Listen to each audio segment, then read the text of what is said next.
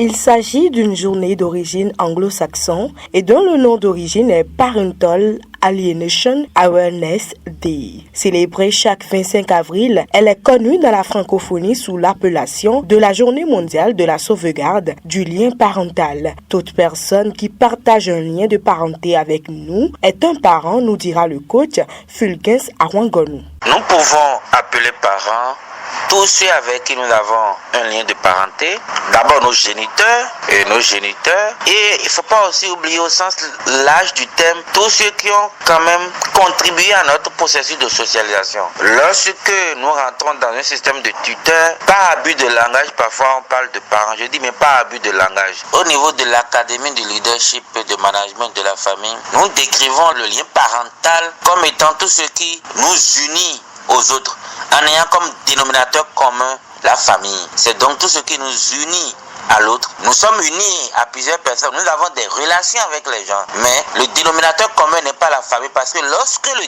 dénominateur commun est la famille, il y a plusieurs réalités qui entrent en jeu et qui font qu'il y a une priorité. Tout est permis, mais tout n'est pas utile, disait-on dans un grand livre de la loi. À en croire le coach familial, le lien parental est non seulement utile, mais doit aussi être sauvegardé. Ce lien doit être sauvegardé parce que c'est un lien d'appartenance. Vous voyez, nous appartenons à une famille.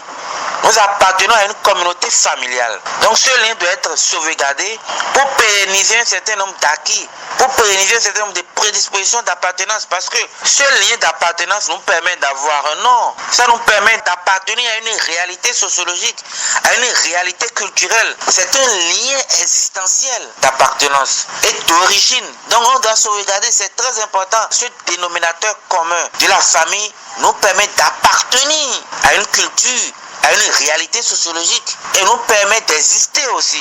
Donc nous devons tout faire pour sauvegarder ce lien, pour perpétuer cette réalité et pour que notre lien d'appartenance soit renforcé, devienne une réalité pour aussi les générations futures.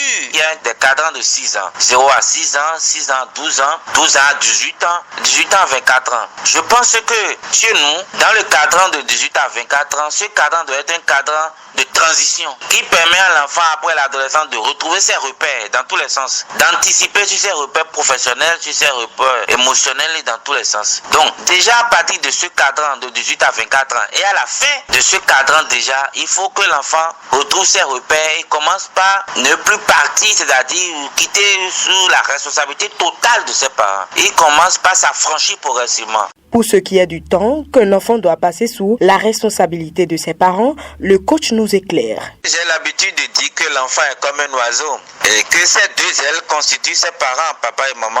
Donc pour aller loin, il a besoin de ces deux parents. L'enfant qui abandonne ses parents ou les parents qui abandonnent les enfants, vous savez, il y aura toujours des séquelles émotionnelles en fonction de l'âge où la rupture est survenue. Donc je pense que les enfants ont besoin, pour leur processus de socialisation, de prendre les parents comme étant une référence. Et cette référence, il faut être dans l'environnement familial pour bénéficier totalement de ce encadrement, de ce suivi perpétuel et pour réussir son processus de socialisation. Donc, que la rupture soit au niveau des parents, que l'enfant parte au niveau de l'enfant qui quitte l'environnement familial. Je pense que quand on le fait dans les normes et dans l'art, je pense que c'est profitable pour les deux. À l'endroit des parents et des enfants, le coach Fulgens Arwangonou a un conseil. Je voudrais inviter la famille à resserrer ses liens entre ses différents membres. Vous savez, l'institution familiale a besoin d'être accompagnée, d'être soutenue, afin de renforcer le pouvoir décisionnel des uns et des autres. Mais je voudrais inviter les parents à leur job de parents, à plus de disponibilité, pour être véritablement une référence pour les enfants. J'ai besoin de dire aux enfants qu'ils ont besoin de leurs parents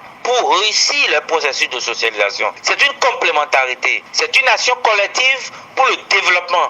Parce qu'il n'y a pas de développement sans un capital humain de qualité. Et ce capital humain de qualité a besoin d'un cocon familial de qualité pour pouvoir s'éclore. Donc, parents et enfants, resserrons nos liens. Même si on est dans une séparation, même s'il y a divorce, gardons et sauvegardons nos liens avec nos enfants. Un parent est important encore plus lorsqu'il est un géniteur. Alors, sauvegardons le lien avec ces êtres chers qui font partie des maillons importants de notre vie et de notre processus de socialisation.